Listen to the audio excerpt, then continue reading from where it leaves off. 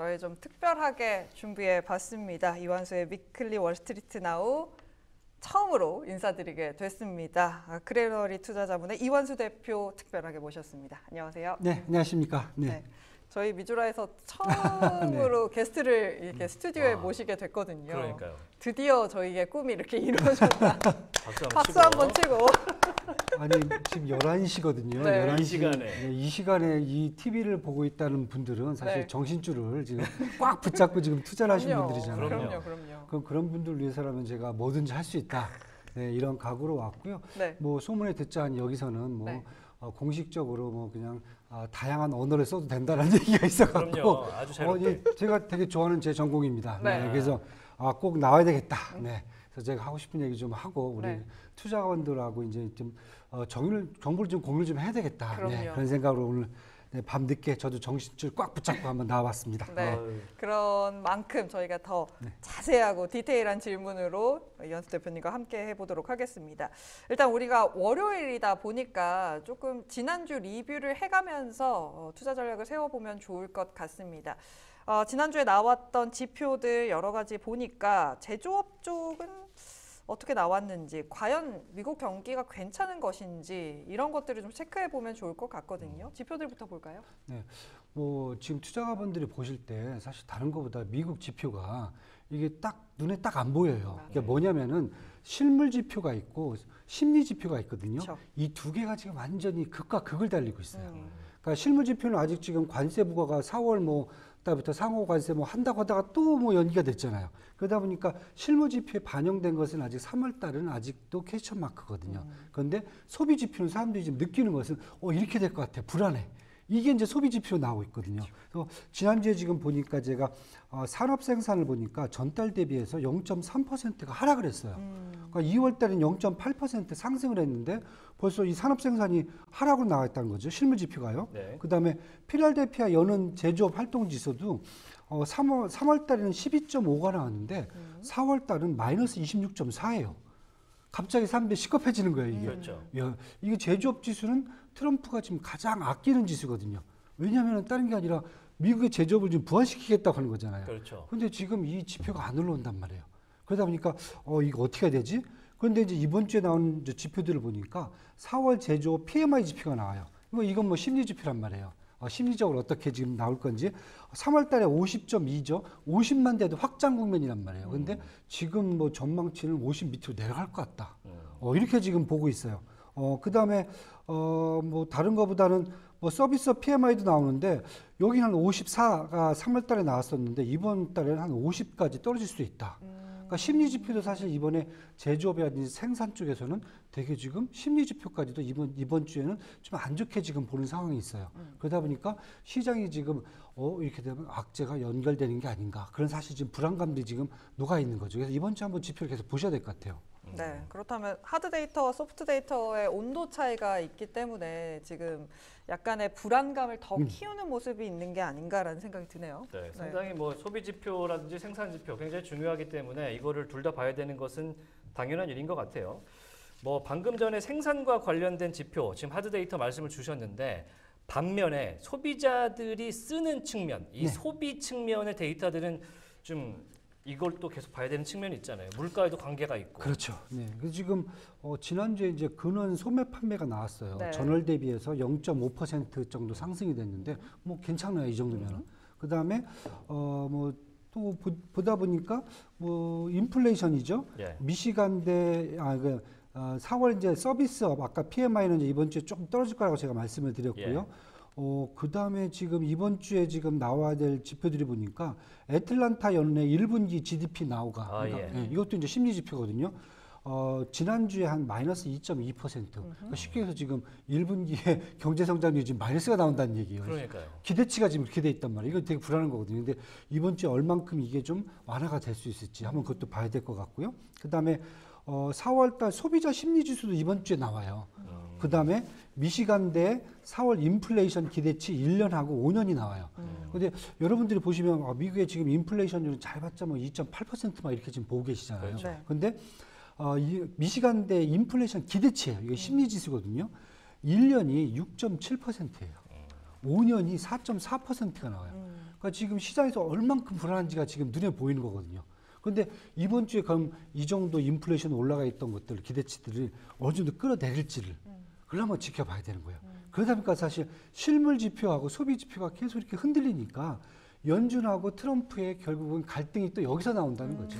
결국은요. 그래서 이 시장이 지금 쉽지 않다. 다들 이렇게 말씀하고 있는데 네. 그게 지표가 명확하게 눈에 다 똑같이 한 방향으로 간다. 그러면 괜찮을 수도 있을 것 같아요. 아예 방향성이 그쵸, 네. 같으면 무언가 움직일 수 있는 그런 포텐셜이 열려 있으니까 좋을 것 같다라고 그렇죠. 네. 말씀을 그런데 그렇지가 해주셨어요. 않으니까. 그렇죠. 다 중구난방으로 지금 나오고 있기 때문에 시장이 불안에 더 떨 수밖에 없다라고 말씀을 해주십니다.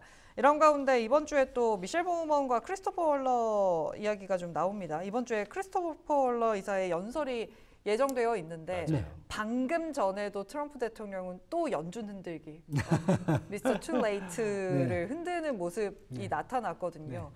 트럼프와 이 연준 간의 사이를 좀 확인해 볼 수 있는 코멘트를 줄까요? 어떻게 보세요?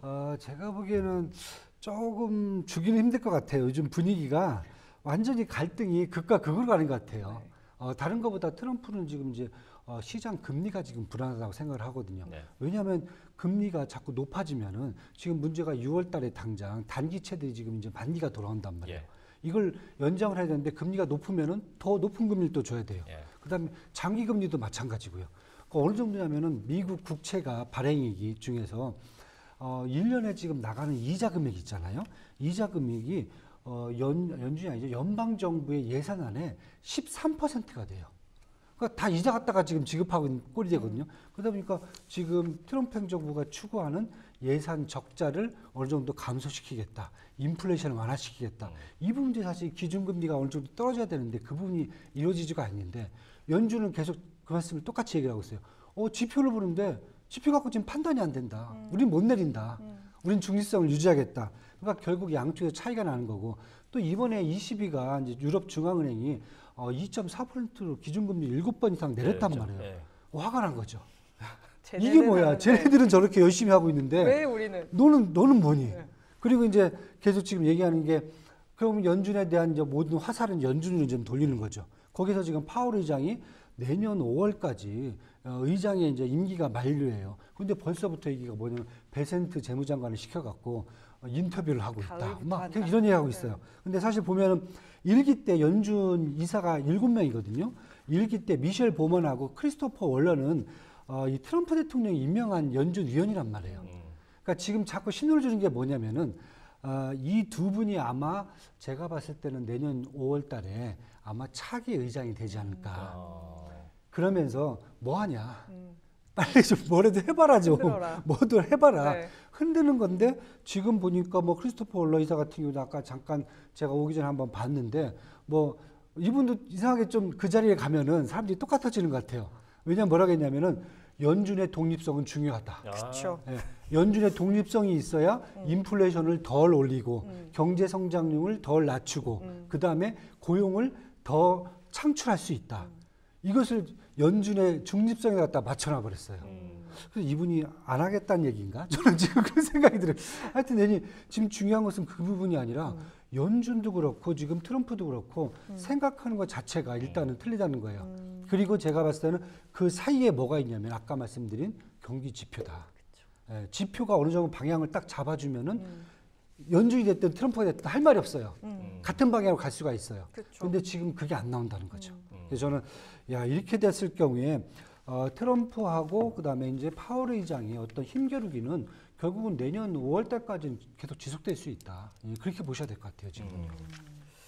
지금 뭐 사실 관세 얘기만 계속해서 하다가 시장에서는 이제 관세가 좀 뭔가 이야기가 안 나오나 싶어서 안심하는 분위기가 있었는데 네. 갑자기 파월을 공격을 하기 시작하면서 시장은 거기에 대해서 지금 굉장히 위협을 느끼고 있는 그런 측면이 크지 않겠습니까? 네. 이게 다 금리 인하 아까 말씀드린 것 때문인 것 같은데 그런데 사실 스캇 베센트도 그렇고 트럼프도 그렇고 국채 금리를 내리기 위한 작업을 하고 있는 거잖아요. 그렇죠. 네, 근데 맞습니다. 자연스럽게 4% 밑으로 내려가면 좋을 텐데 네. 오히려 지금 관세를 강화하고 미국 최고 이러고 있는데 지금 금리는 올라가요. 네. 이 현상에 대해서 시장들이 굉장히 놀라고 있는 그런 분위기거든요. 네, 네. 요거 어떻게 해석을 해야 될까요? 저는 이제 사실 금리가 이제 원래는 가야 된다면은 네. 지금 이제 트럼프 행정부가 대외적으로만 싸우다가 이제 대내적으로 싸운단 말이에요. 뭐 양쪽의 적들을 지금 다 붙잡고 있어요. 그러니까 내전을 하고 있잖아요. 그렇죠. 완전 내전도 하고 있고 지금 예. 적과도 싸우고 있고 이게 도대체 무슨 뭐 한일전도 아니고 이상한 지금 상황이 돼버렸는데 문제는 이거라는 거죠. 제가 봤을 때는 지금 트럼프 행정부에 대한 우려감은 딴 게 아닙니다. 인플레이션은 올라갈 수가 있다. 경제 성장률이 떨어질 수 있다. 그렇다 보면 이건 뭐죠? 스태그플레이션이에요. 스태그플레이션에 대한 우려감이거든요. 스태그플레이션이 나왔을 때 금리 현상은 어떤 현상이냐면 기본적으로 장단기 금리가 역전이 나요. 네. 그러니까 단기 금리는 높게 유지가 되고 장기 금리는 낮게 유지가 된단 말이에요. 그래서 사실은 장기 국채를 막 투자하는 그러한 성향이 나오게 되는데 그렇죠. 그래서 잠깐 보면 사실 한 2, 3주 전만 해도 그 현상이 나오면서 장기 금리가 10년물이 4% 밑으로 잠깐 떨어졌었어요. 네. 그래서 그때 보면 해도 야, 역전 현상이 나오지 않겠냐 이런 생각을 했었는데 문제는 시장에서 보다 보니까 인플레이션에 대한 우려를 더 크게 갔다는 거죠. 그러다 보니까 뭐 시장에서 얘기하는 게 야 이거 중국하고 일본이 갔다가 트럼프를 연맥이기 위해서 뭘 풀었다. 예, 그런 얘기를 하지만은 제가 봤을 땐 그거보다는 전반적인 글로벌 금융기관들이 미국 국채를 덤핑한 일이 발생해버린 거예요. 네. 그러다 보니까 어떻게 되냐면 장기든 단기든 모든 금리가 다 올라가 버린 거죠. 그렇게 된 겁니다. 그리고 여기에 트럼프 대통령이 놀라갖고 여기도 놀랐죠. 네. 그다음에 갑자기 또 주말 되니까 막 사람들이 막 길거리 뛰어나오기 시작하죠. 그렇죠. 이건 또 어떻게 해야 돼요? 어디서 많이 이러다 본 보니까 건데. 예, 어디서 많이 보던 시나리 오잖아요. 네. 그래서 갑자기 무서워지니까 상호 관세부터 시작해서 유예가 들어간 겁니다. 안 되겠다. 관세 전략을 유연하게 해갖고 시장에 주는 충격을 완화시키자. 그때부터 다시 제가 말씀드리는 잔단기 금리가 다시 또 역전 현상으로 가기 시작합니다. 요즘 보시면은 지난주에 국채 입찰이 있었어요. 단기물들 있었어요. 높게 나왔어요. 높아졌어요. 그런데 장기물들이 이제 이번 주에 나온단 말이에요. 이제 2년물, 5년물, 7년물, 10년물 나오거든요. 그렇죠. 이번 주 같은 경우는 저는 생각보다 더 낮아질 수 있다. 장기물들은. 그래서 장기물들이 최근 들어선 갑자기 매수세가 조금 늘기 시작했어요. 그래서 시장이 이제 금리가 좀 그래도 뭐 어떻게 보면 이제 방향성을 찾아가니까 네. 그러니까 이제 트럼프 대통령은 그 다음에 이제 만만한 게 또 연준이죠. 그래서 또 연준한테 또 화살 돌리기 시작하는 겁니다. 그렇죠. 그래서 지금 시장 자체가 트럼프 행정부가 갖고 있는 것들이 외부적으로 내부적으로 계속 지금 갈등을 일으키다 보니까 네. 지금 방향을 잡아가는 것 같아요. 대외적인 부분들은 좀 유연하게 전략을 짜면서 내부적인 불만을 좀 완화시키고 그 다음에 내부적인 불만은 다른 쪽으로 그 불만에 화살을 돌리고 누군가 탓해야 할 누군가 사람을 탓해야 그래서- 돼요. 예, 그분의 성격 아시잖아요. 누군가가 있어야 돼요 지금. 네. 그래서 지금 거기 안에 지금 들어가 있다. 저는 지금 사실 그렇게 보고 있어요. 그래서 이게 지금 당장 시장에서 이런 매크로 지표들이라든지 아니면은 트럼프 행정부의 뭐 상호 관세가 뭐 그냥 다 끝났다. 뭐 정점에 해서 이제부터 떨어진다. 저는 그렇게 보진 않아요. 일단 전략을 수정했을 뿐이지 아마 시장은 계속 똑같은 일이 반복될 수 있다. 저는 이렇게 지금 보고 있습니다. 똑같은 일이 반복될 수 있다. 참 답답한 네. 말씀인데 맞을 것 같아서 더 슬퍼요. 그리고 이런 그렇죠. 이게 되면 안 되는데. 네. 그러니까요. 그렇죠. 네. 이런 가운데 국채 수익률도 왔다 갔다 하는 가운데 달러 인덱스도 98, 97까지 터치를 하면서 저 낮에 계속 알림이 뜨더라고요. 네, 네. 달러 인덱스가 97을 터치했다. 3년 만에 최저치다. 네. 이 달러의 향방은 어떻게 보세요?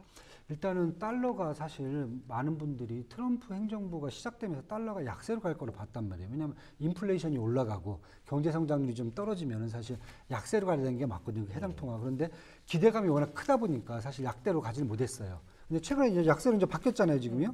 바뀌고 나니까 지금 보시면 100 밑으로 깨졌단 말이에요. 네. 100 밑으로 깨졌을 경우에 국내 원달러 환율을 보시면은 사실 1,350원대였어요. 근데 국내 같은 경우는 1,350원대 안 가고 그냥 1,400원대 이상에서 지금 움직이고 있죠. 네, 18원. 18원, 예. 10원. 그래서 뭐 딴 게 아닙니다. 국내 전체적 불안정성에 대한 우려감이 크다 보니까 CDS 프리미엄이죠. 한국물 5년물짜리 CDS 프리미엄이 40bp까지 올라갔던 거예요. 근데 그게 지금 이제 30bp까지 떨어지면서 지금 1,400원대 초반까지 왔는데 작년이죠. 저희가 이제 그 정치적 불안을 겪기 이전에는 사실 24bp 정도였어요. 저는 그래서 그 정도까지만 내려오면은 1,350원까지 이제 원달러 환율로 떠줄 수 있다라고 지금 보고 있는 거고요. 그다음에 달러 약세가 이제 앞으로 이제 장기적인 추세로 갈 수 있다라고 시장이 생각을 하는 거예요. 왜냐하면 인플레이션 문제라든지 경제 성장률이 다 지금 엮여 있으니까. 그러다 보니까 금 가격이 지금 3,400달러까지 올라가는 겁니다. 해치 수요 때문에. 금이 금값이죠 지금. 금은 도대체 어디까지 갈까요? 저는 지금 이제 생각하는 게 달러 인덱스가 네. 이제 트럼프 일기 행정부 때 보시면은 한 거의 97 정도가 사실 평균이었어요. 그래서 저는 한 만약에 약세로 계속 간다라고 했을 때는 95 정도까지 가지 않겠는가. 그 정도로 본다면 원달러 환율 한 1,300원 정도 아마 1년 안에요. 1년 안에 좀 장기로 1,300원 정도까지는 가야 될 것 같고요. 계속. 그다음에 금 가격은 이 정도 그러면 제가 봤을 때는 한 3,500달러 정도 나올 것 같아요. 3,500이요? 네, 지금 뭐 벌써 오늘 3,400달러까지 지금 뭐 장 시작하자마자 폭등해 버렸으니까 3,500. 뭐 그냥 저는 이제 뭐 다행히 저희 와이프가 이제 금을 안 팔고 있어갖고 집에 잘 갖고 그냥 잘 갖고 있어요. 네. 네. 와이프가 재테크를 잘하더라고요. 부럽네요. 꽉 붙잡고 있더라고요. 네. 남편은 뭐래도 금 붙잡고 있는 것 같아요. 지금 분위기가. 그래서 조금만 더 갈 것 같아요. 저는. 네. 굉장히 심야에 어울리는 그런 네. 말씀을 좀 주신 것 같은데. 네. 뭐 그러면 뭐 추가적으로 여기에 대해서 질문을 좀 드리자면 네. 지금 많은 사람들이 3,400달러 돌파하고 이러니까 네. 금에 대해서 투자를 지금 해도 되는 거냐? 거기다가 비트코인도 오늘 같이 올라요. 네, 맞습니다. 그러다 보니까 이 디지털 금이라고 부르지 않습니까? 같이 이게 수급이 그쪽으로 가도 되는 거냐? 일단 저는 이제 두 가지를 보는데요. 금은 이제 지금 금 가격을 따라가기는 솔직히 말씀드려갖고 먹을 게 별로 없어요. 네, 그래서 저는 금광주를 갖고 와라.